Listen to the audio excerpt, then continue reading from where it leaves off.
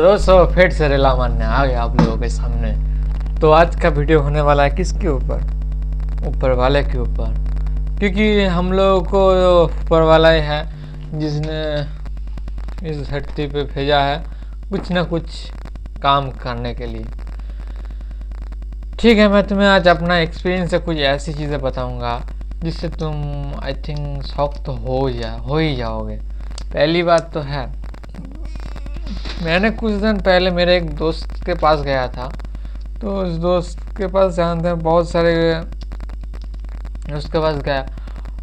हाँ, तो चलो तुम्हें मैं एक चीज़ पूछता हूँ, तुम्हें यूट्यूब चैनल ग्रो करने के लिए क्या चाहिए? एक अच्छा कंटेंट, एक अच्छा व्यूज़ और एक अच्छी स्क्रिप्ट।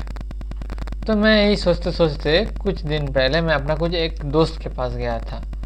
तो उस दोस्त के पास जाने के बाद मेरे को पता चलता ना ही तो कोई अच्छा स्क्रिप्ट की ज़रूरत है, ना ही कोई अच्छा वीडियो क्वालिटी की ज़रूरत है, ना ही कोई एडिटिंग का झंझट है।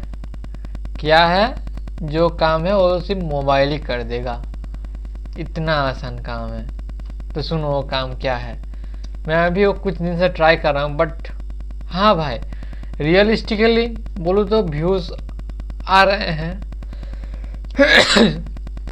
आई थिंक मैंने जो पहला वीडियो चला था वो एक मतलब ना कोलैबोरेशन में छोड़ा था। तो कोलैबोरेशन में ज़्यादा इम्प्रेशन आए और व्यूज़ भी आ गए उसके थ्रू।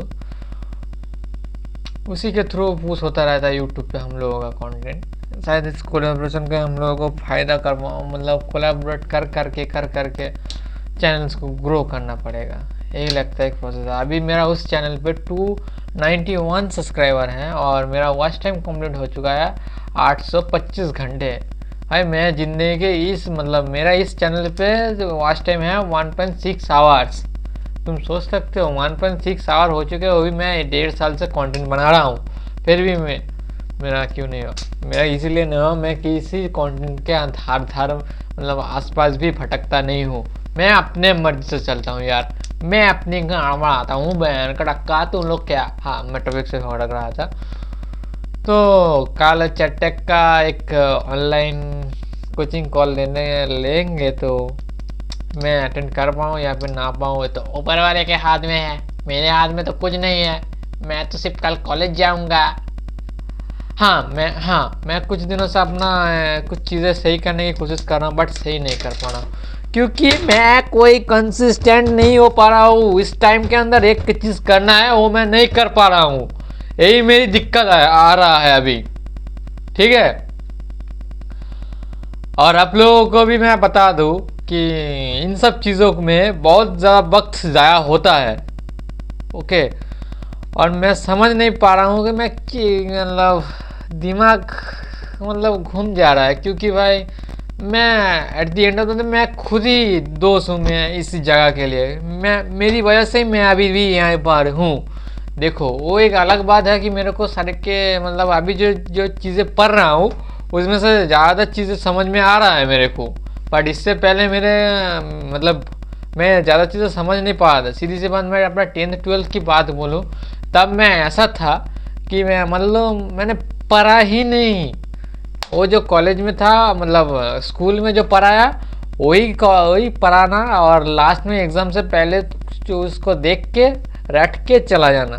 उसके बाद वहाँ पे वॉमिट कर देना, वॉमिट करने के बाद रिजल्ट का इंतज़ार करना। और वहाँ पे भी क्या आता था 50% ऐसे ही मैं पास हो जाता था। बट ये तो भाई बीटेक की डिग्री है यार, ये डिग्री के पीछे भाग रहे हैं, हम एक प्रोफेशन के पीछे भाग रहे हैं।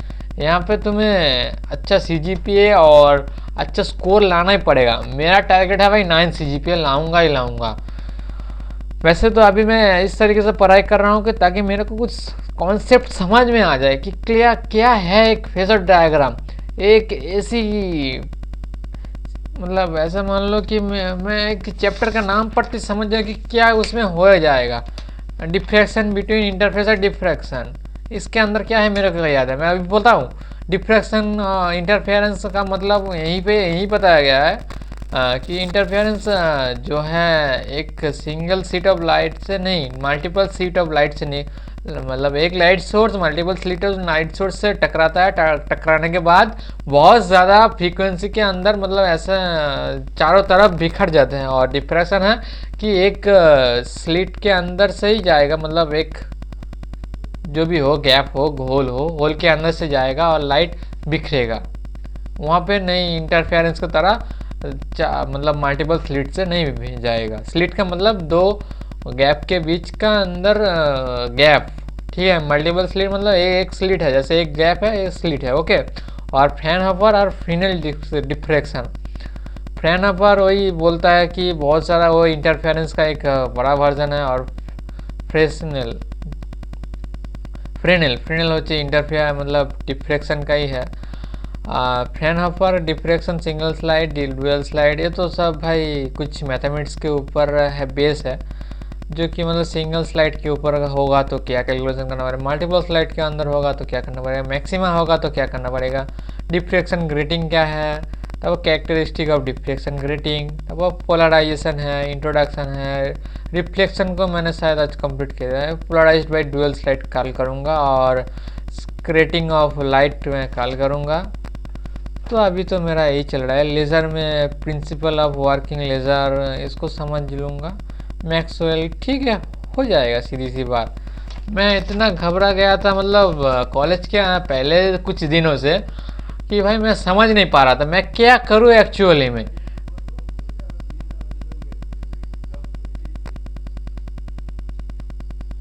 सो गुड नाइट, कल मैं कंटेंट डालने की कोशिश करूँगा।